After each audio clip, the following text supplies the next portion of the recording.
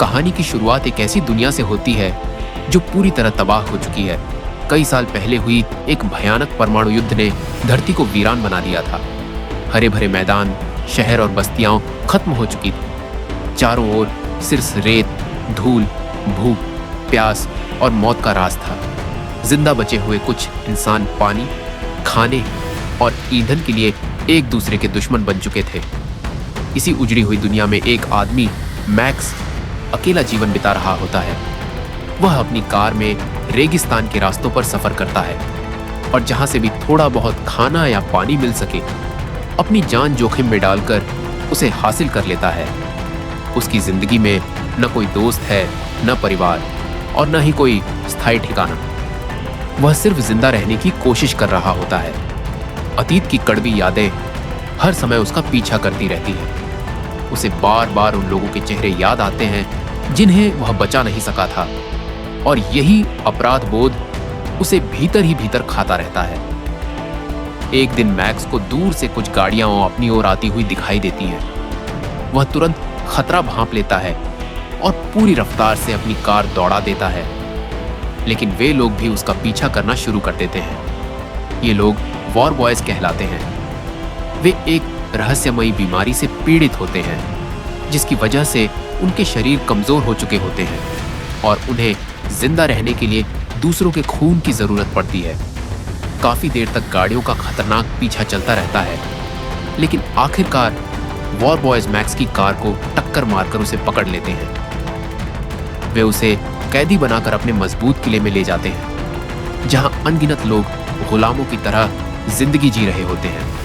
वहां मैक्स की पीठ पर उसका ब्लड ग्रुप लिख दिया जाता है, ताकि जरूरत पड़ने पर उसका खून इस्तेमाल किया जा सके। इसके बाद उसके शरीर पर अपनी सेना का निशान भी बना दिया जाता है। मैक्स कई बार भागने की कोशिश करता है, लेकिन हर बार नाकाम रहता है। इसी दौरान कहानी का दूसरा अहम किरदार सामने आता है, जिसका नाम इमोर्टन जो है। वह इस तबाह दुनिया का सबसे ताकतवर शासक है। वह एक खास तरह का कवच और ऑक्सीजन वाला मास्क पहनता है, क्योंकि वह भी एक जानलेवा बीमारी से ग्रस्त है। उसके अधीन हजारों वार बॉयज काम करते हैं, जो उसे अपना उद्धारकर्ता और भगवान मानते हैं। वे उसके लिए अपनी जान देने को भी सौभाग्य समझते हैं। इमोर्टन जो की सबसे बड़ी ताकत पानी है।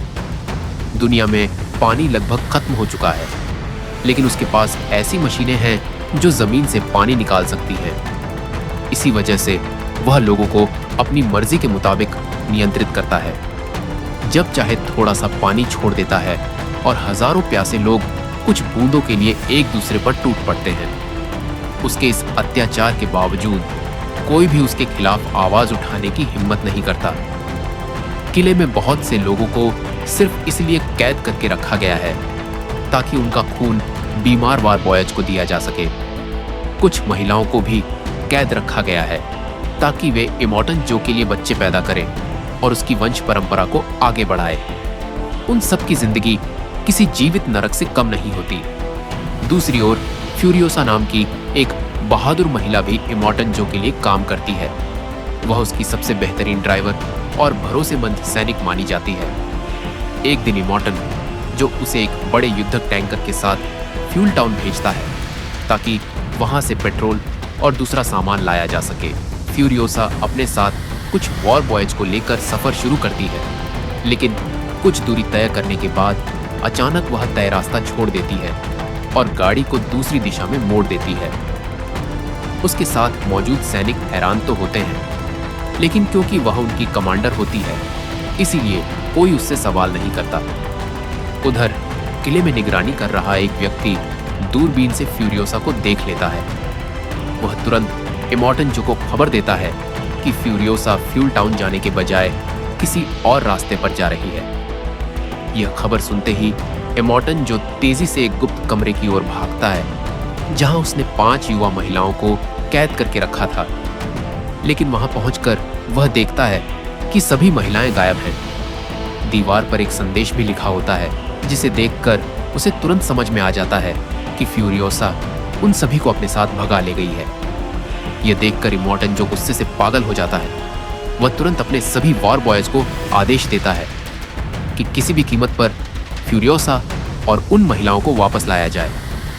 उसके आदेश के साथ ही सैकड़ों युद्धक गाड़ियां, मोटरसाइकिलें और ट्रक रेगिस्तान की ओर दौड़ पड़ते हैं और एक ऐसी खतरनाक दौड़ शुरू होती है जो पूरी दुनिया की तकदीर बदलने वाली होती है। हर वॉर बॉय खुशी से नारे लगाता है क्योंकि उनका विश्वास होता है कि अगर वे इमॉर्टन जो के लिए लड़ते हुए मारे गए तो उन्हें स्वर्ग की प्राप्ति होगी। इसी दौरान एक वॉर बॉय जिसका नाम नक्स होता है भी इस मिशन में शामिल होने की जिद करता है। नक्स बहुत कमजोर होता है क्योंकि उसके शरीर में खून की कमी होती है।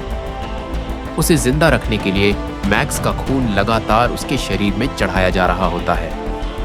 मैक्स को एक जीवित ब्लड बैंक की तरह गाड़ी के अगले हिस्से में जंजीरों से बांध दिया जाता है ताकि सफर के दौरान भी नक्स को लगातार खून मिलता रहे।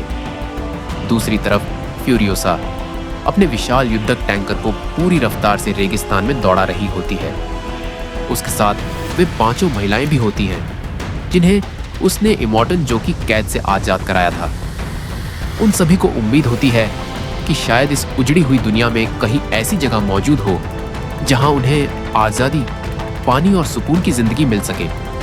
कुछ देर बाद फ्यूरियोसा और उसके साथी एक ऐसे इलाके में पहुंचते हैं जहां एक खतरनाक कबीला रहता है। जैसे ही वे लोग टैंकर को देखते हैं तुरंत हमला कर देते हैं। दोनों ओर से जबरदस्त गोलीबारी शुरू हो जाती है।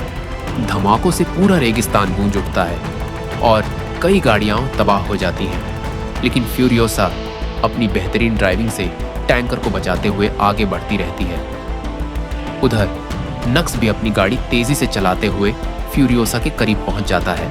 वह हर संभव कोशिश करता है कि किसी तरह टैंकर को रोक दे, लेकिन तभी सामने एक भयानक रेत का तूफान दिखाई देता है।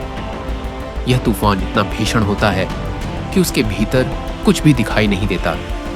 फ्यूरियोसा बिना डरे सीधे तूफान के अंदर घुस जाती है, जबकि नक्स भी उसका पीछा करते हुए उसमें प्रवेश कर जाता है। कुछ ही पलों बाद तूफान के भीतर जबरदस्त विस्फोट होने लगते हैं। कई गाड़ियां पलट जाती हैं और आग की ऊंची लपटें आसमान तक पहुंच जाती हैं। नक्स की गाड़ी भी टैंकर से टकराकर पूरी तरह नष्ट हो जाती है, जबकि कई वॉर बॉयज अपनी जान गंवा बैठते हैं। अगली सुबह जब तूफान शांत होता है तो मैक्स को होश आता है। वह घायल तो होता है लेकिन जिंदा बच जाता है। उसकी जंजीरें अब भी नक्स से बंधी होती हैं। वह पहले खुद को आजाद करने की कोशिश करता है लेकिन सफल नहीं हो पाता। आखिरकार वह बेहोश पड़े नक्स को घसीटते हुए फ्यूरियोसा के टैंकर तक पहुंच जाता है। उस समय फ्यूरियोसा अपने टैंकर की मरम्मत कर रही होती है। मैक्स एक महिला को पकड़कर उसके सिर पर बंदूक तान देता है और धमकी देता है कि उसकी हथकड़ी तुरंत खोली जाए। महिला डरकर ऐसा करने लगती है, लेकिन तभी फ्यूरियोसा अचानक मैक्स पर हमला कर देती है। दोनों के बीच जबरदस्त लड़ाई छिड़ जाती है। कभी मैक्स भारी पड़ता है तो कभी फ्यूरियोसा। आखिरकार दोनों थक जाते हैं और समझ जाते हैं कि एक दूसरे को मारने से किसी का कोई फायदा नहीं होगा। इसी बीच नक्स को भी होश आ जाता है।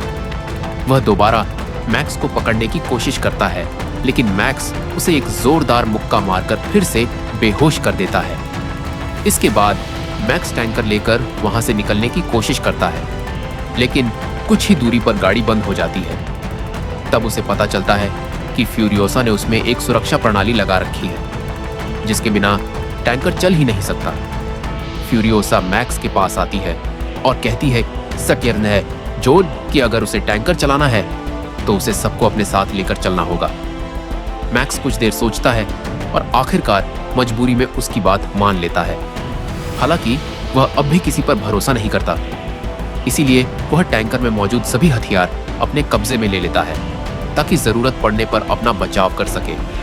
अब फ्यूरियोसा, मैक्स और 5 महिलाएं एक ही टैंकर में सवार होकर अपनी मंजिल की ओर निकल पड़ते हैं, जबकि पीछे इमॉर्टन जो और उसकी पूरी सेना लगातार उनका पीछा कर रही होती है।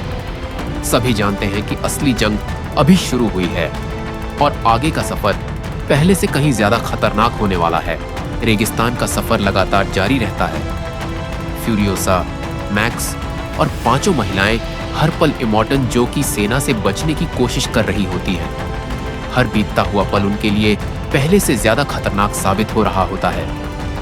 इमोर्टन, जो अब सिर्फ अपनी कैद से भागी हुई महिलाओं को वापस लाना नहीं चाहता, बल्कि फ्यूरियोसा से बदला लेने के लिए किसी भी हद तक जाने को तैयार होता है, वह आसपास के सभी कबीलों और अपने सहयोगियों को भी उनका रास्ता रोकने का आदेश दे देता है।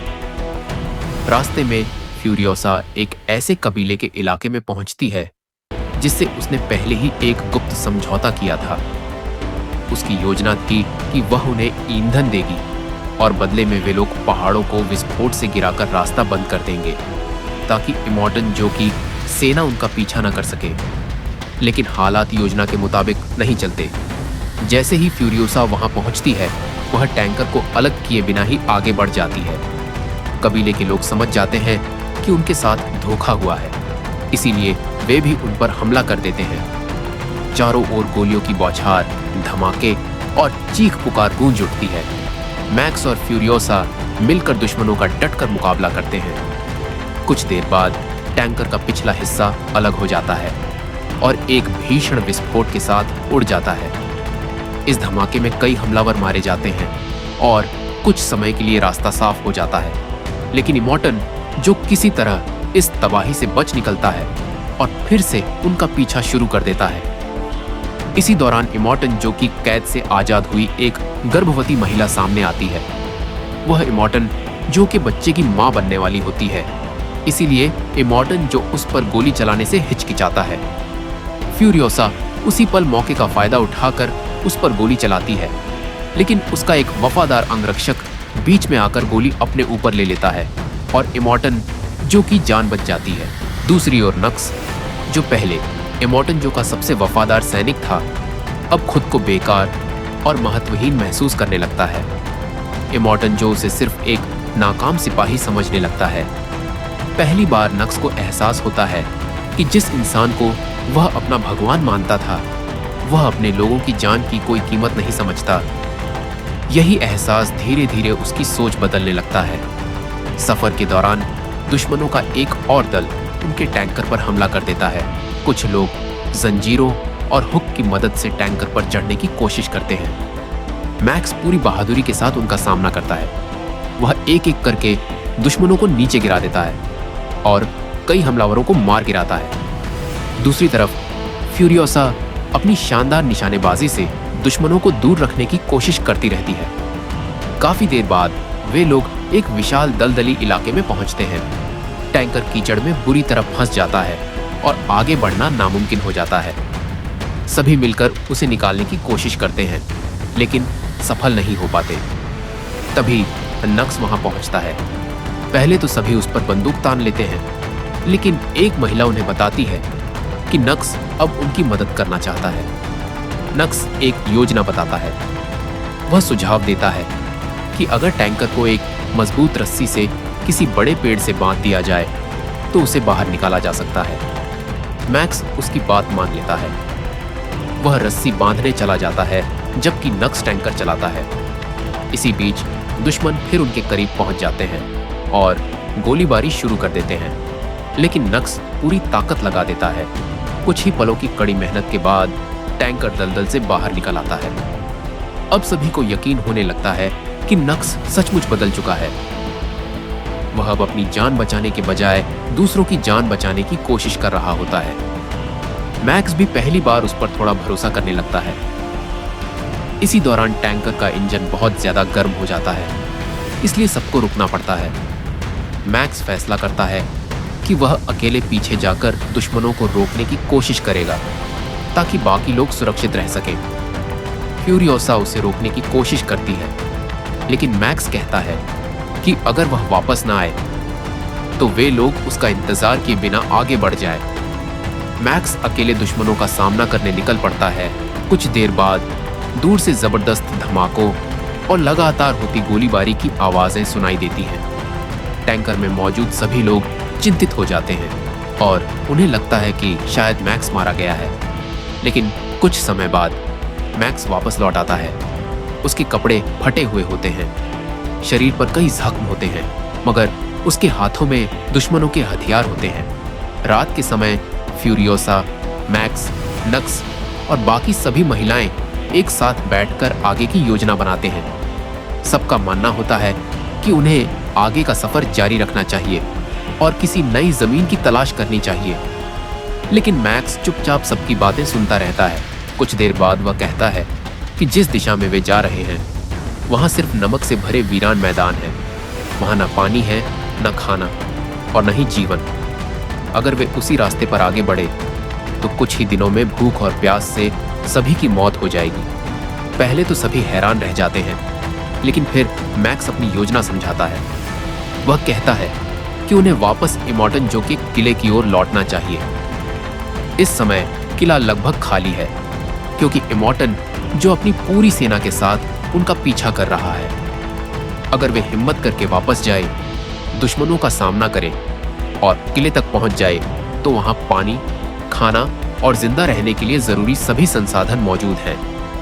फ्यूरियोसा को मैक्स की बात सही लगती है और आखिरकार सभी उसी योजना पर चलने का फैसला कर लेते हैं। सभी लोग फिर से टैंकर में सवार होते हैं और पूरी रफ्तार से किले की ओर लौट पड़ते हैं। दूसरी तरफ इमोर्टन जो भी उन्हें वापस आते हुए देख लेता है, उसे तुरंत समझ में आ जाता है कि अगर ये लोग किले तक पहुंच गए तो उसकी हुकूमत हमेशा के लिए खत्म हो जाएगी। वह गुस्से से चीख उठता है और अपनी पूरी सेना को हमला करने का आदेश दे देता है। कुछ ही पलों में पूरा रेगिस्तान फिर से गोलियों और धमाकों की आवाजों से गूंज उठता है। दुश्मनों की अनगिनत गाड़ियां टैंकर को चारों तरफ से घेर लेती हैं। कुछ सैनिक जंजीरों के सहारे टैंकर पर चढ़ने की कोशिश करते हैं, जबकि कुछ आग बरसाने वाले हथियारों से हमला करते हैं।